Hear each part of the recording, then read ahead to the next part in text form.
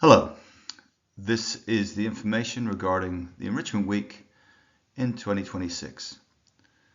First bit is the basics, that's when it is. It's between Monday the 6th and Friday the 10th of July. That is the second last week of term.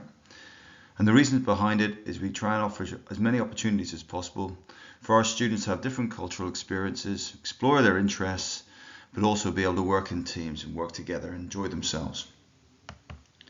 What needs to happen next?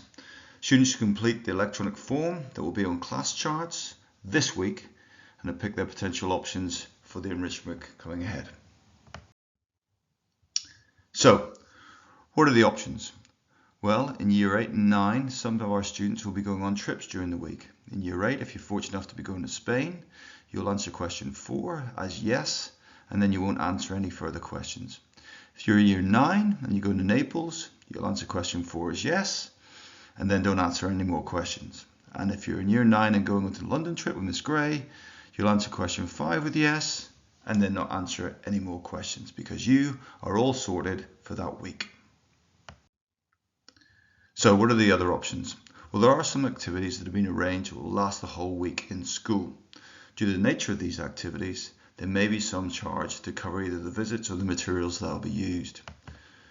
These three are history, which will include 3 field trips, art, which will include a range of art activities, and drama.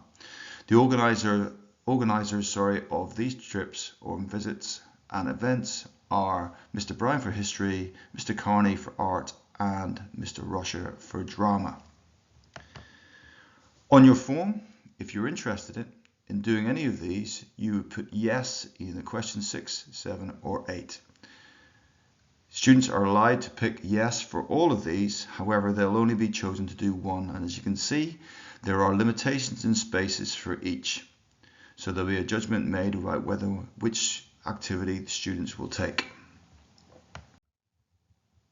For those students who aren't doing art, history or drama, there is a partial week option which is on Tuesday, Wednesday and Thursday. So students doing option A will do sports, organised by Ms. Hagan.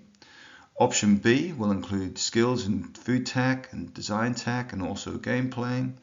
And option C includes robotics, media and also some game playing options over those 3 days.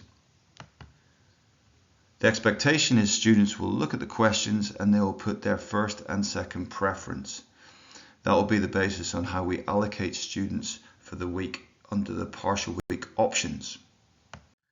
Now, the electronic form should be completed by students by Tuesday the 5th of May. This will allow us to create tutor lists with all the options that the students have been given and what their priority option will be.